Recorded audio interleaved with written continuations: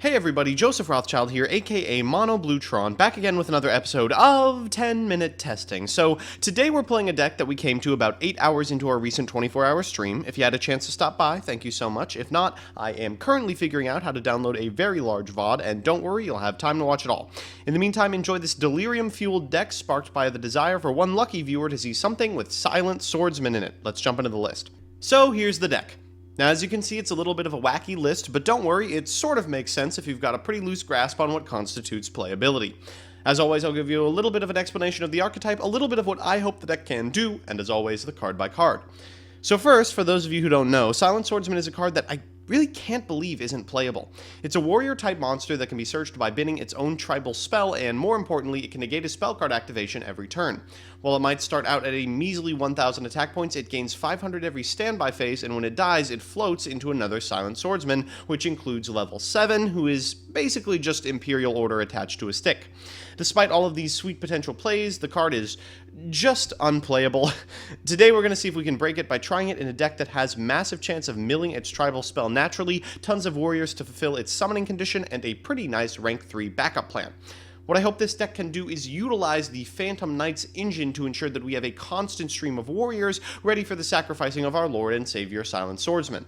This also has the added benefit of allowing us to repeatedly go into Dante, which means we have a pretty good chance of naturally milling one of our several ways to make the Swordman himself. We're also playing a small Predaplant engine just because I'd like to try out a copy of Ultra Polymerization in order to go into Starving Venom Fusion Dragon in the unlikely scenario that we draw into everything we want and have more plays to make afterwards. It's a bit of a mash of several different engines, but I think it'll give us more of a chance at flexibility rather than breaking us into the sun. So, now on to the card by card. First and foremost, we have one copy of Blackluster Soldier Envoy. Since our swordsmen are light and everything else is dark, I figure he might as well make an appearance. Next are our 3 swordsmen, one copy of level 7, who's only gettable off of a swordsman's death, but when he comes out, negates all spell cards forever, which I hear is pretty good.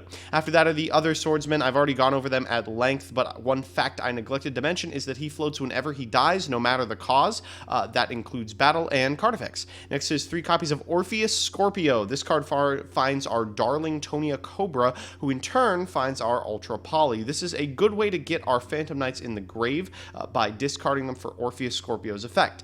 Next are said Knights. We have 3 copies of Gloves, which gives an Xyz 1000 attack and banishes to send a Phantom Knight to grave. 3 copies of Ancient Cloak, which gives Dark Monsters attack and defense and banishes to add to hand. And 3 copy of Boots, which can special summon itself and banish to add one of the weapons to hand. For spells, we have a Regeki, a Rhoda, a Foolish Burial to send any of the Phantom Knights, to Allure, since most of our deck is dark, to Desire, because I hear this card is pretty good, right? And 3 goods, because we can bin a Silent Sword in order to get our Silent Sword Man. 2 copies of Twin Twisters, and finally the Spice. First is Ultra Poly. This card specials a fusion monster for 2,000 life points that cannot be negated, and banishes to snag all the materials back with negated effects. Then we have Silent Sword itself. This is an unnegatable 1,500 attack boost for a Silent Swordsman that gives it unaffectability by your opponent's card effects. You can also banish it from your graveyard to snag a swordsman from deck. Next are the traps. 1 copy of PK Wing prevents destruction, and 3 copies of Fogblade protects our swordsman until he is so strong that nobody can kill him. And finally, of course, we are playing the Solemn Boys, all 4 of them this time. In the extra, we have Starving Venom and Rafflesia as our fusion targets, Xyz Dragon as our beefed up post-breaksword target, as well as Ragna Zero to do the same thing, and then of course our 3s. 1 Acid Golem, 1 Nightmare Shark, 2 copies of Breaksword, 1 Grampulse, 2 Leviair, 1 Mech-equipped Engineer, 2 Dante, and 1 Utopic Future. And with that, let's jump into the games. So our first match is up against what else but Silent Swordsman, literally a person named Silent Swordsman. I swear I did not set this up. In all my years of Checkmate Ladder, I have never seen anyone play this deck, and now here we are in the mirror. Thankfully, our opponent is playing the level version of our deck, which means we should have an advantage, and we've opened quite well, have a copy of Ragged Gloves and Silent Boots to special summon, as well as a reinforcement of the army to add said swordsman to our hand.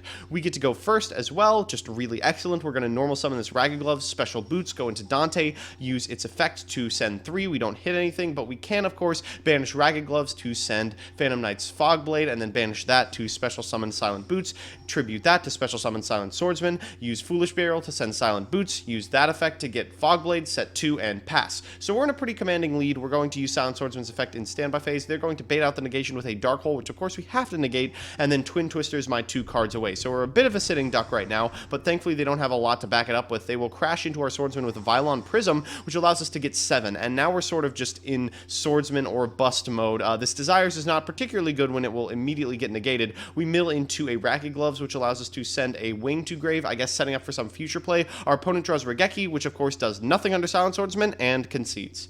Our second match is up against Blue Eyes White Dragon, and our opponent is on the Chaos Max plan. I don't actually think we have an out to Chaos Max that doesn't involve sitting on Silent Swordsman for about 15 turns in a row, which is likely to get us killed.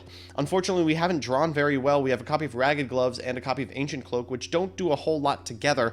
We can at least make a Silent Swordsman and set the Solemn Warning, but that's really going to have to last us a turn. We will make that play, getting rid of Ancient Cloak after using the effect for extended BM, and then banishing, of course, for a copy of Silent Boots, so maybe next turn we can make something happen. Our opponent is going to use Trade-In as bait for the Chaos form, but thankfully a bait that minuses our opponent is pretty good. They're going to then use Chaos form, which we will Solemn Warning, and maybe we will pick this one up after all. They'll pass back to us. We'll go ahead and normal summon this Ragged Gloves, specialing the Silent Boots to make a Dante, mill 3. Then we will, of course, banish the Silent Boots for a Fogblade. Now we have a Dante, we have a Silent Swordsman with respectable attack, and 2 cards to back up these threats. So we're in a pretty commanding position. Our opponent draws into Maiden, which is not a problem since we have a strike set. Let's go ahead and use this Dante to mill 3, then we'll banish the Ragged Gloves to send a copy of Ancient Cloak, then add a copy of Silent Boots to hand to turn on our Allure, and I figure, hell, as long as we already have lethal, let's just tribute this Dante for a copy of Silent Swordsman. Maybe we can get this Blackluster Soldier online at some point in the near future. We're going to attack in, of course, use Solemn Strike when they activate their effect. That causes a replay to occur, and we get to attack straight in for 3,000 and 1,000 off of our second Silent Swordsman. Well, we couldn't dodge it forever. Our third match is up against True King Dino Zoo, an interesting take on the deck. It's certainly less resilient than its pure comrade, but it is much better at making turn 1 boards, and unfortunately, we are going second, which means we are at the mercy of the Zoo player, somewhere you never want to be. Our opponent's going to start by activating Barrage, getting a copy of Rat Pier, of course, then using Tiger Mortar to get another copy of Rat Pier, going into Broad Bull in order to detach and find a Ram Ram, and wow, discarding Ram Ram for Lithogasm is quite the play. This will trigger Ram Ram's effect in order to get back the other copy of Rat Pier. They'll normal Overraptor in order to add a Tyranno, then Emerald the 2 Rat Piers, shuffling 3 cards back into their deck. Afterwards, they will go into Dryden, banish Mimiasaurus for an Aeolo, go into Danglong, and they actually add a Yangzing here. I didn't think there was a lot of room in that main deck. They end, of course, on a very formidable board, a Ultimate Conductor Tyranno with a quick effect, a Trident with a quick effect, and of course VFD with one of the greatest quick effects of all time.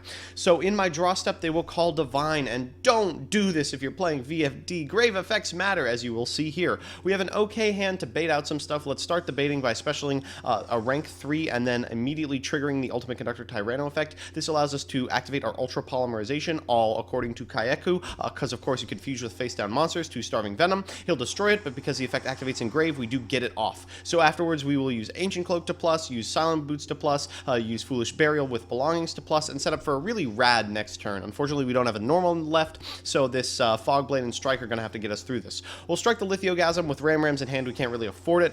This unfortunately does get him Danglong, which we will Fogblade, but because this is the Dino version of the deck, there's a lot of chaff in the extra. I believe he has 6 Synchros that he can't go into, so this is basically the extent of his large plays after he ends on Dryden. We just have to make it through this, which it looks like we'll be able to. We'll start with the Ragged Gloves, then Silent Boots getting Breaksword. He will destroy Breaksword, of course. That's fine with me. I'm not really in a rush to make any rank 4s with these guys that I'm going to get back out. I'd like to keep one of them around, theoretically, in order to special summon my Silent Swordsman next turn. Our opponent is going to go ahead and attack into a Ragged Gloves with Ram Ram, triggering Ram Ram's effect to get back Rat Pier, but they don't really have anything to go into, and they actually end up conceding. So we're back with the deck. That last game felt like we really lucked out. Certainly a pure Zoo deck would have given us a lot more trouble. Something about having 6 wasted extra deck slots is really good for us. So this was kind of an impressive showing for the list. We refined it on stream over the course of 3 or 4 hours, and while I still think there's tuning to be done, I think this is a pretty good starting point. Silent Swordsman proved time and again that he is a powerful card. The Predaplant Ancient felt very good. Ultra Poly is actually super sweet, and Starving Venom Fusion Dragon is severely underrated. The ability to routinely go into Dante's and Phantom Knight's of Breaksword meant we're able to out anything that would otherwise shut us down and push for damage. Additionally, while Silent Swordsman doesn't actually stand up very effectively to big meta threats like Trident, I still think that this deck certainly cements its own playability among other janky rogue brews. So that's that. I hope you enjoyed one of the few 10-minute testings in Modern Memory that weren't made with cards spoiled 30 minutes ago. If you want to see me play the decks I make on this show on stream, I'm on twitch.tv/monobluetron every Monday and Thursday from 10 p.m. Eastern Standard Time to midnight. Additionally, if you have a certain deck or archetype that you want played on a future episode of this show, let me know in the comment section below and I will give it a look. Otherwise, I'll see you Tuesday.